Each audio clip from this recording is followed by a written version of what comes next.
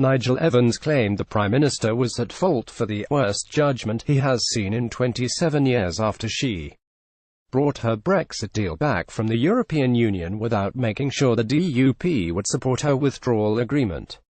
The 10 DUP MPs in the House of Commons have voted against the Prime Minister's withdrawal agreement twice, despite having a confidence and supply agreement with Mrs May's government.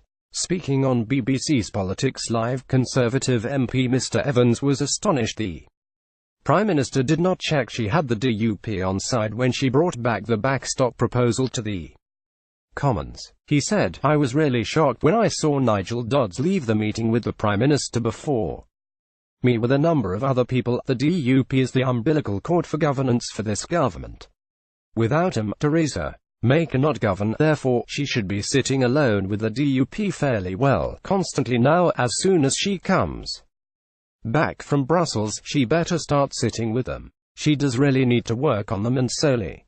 Brexit news. Nigel Evans outlined May's critical Brexit mistake. Image BBC Getty, "One of the worst cases of political judgment I have seen in my 27 years in Parliament." Nigel Evans, the fact that she forgot about the DUP when she signed up to the agreement in the first place was astonishing. He added, "One of the worst cases of political judgment I have seen in my 27 years in Parliament." The Prime Minister travelled to Brussels on Thursday for the EU summit and made the case for extending Britain's departure from the Brussels bloc to June 30. Leaders of the EU 27 debated the Prime Minister's proposal but had still not reached an agreement on when Britain's date of departure could be moved to 2 hours after the expected conclusion of discussions. Latest reports suggest the European Union will offer the UK 2 different dates for its divorce from the EU, depending on whether the Prime Minister can get her deal through the Commons.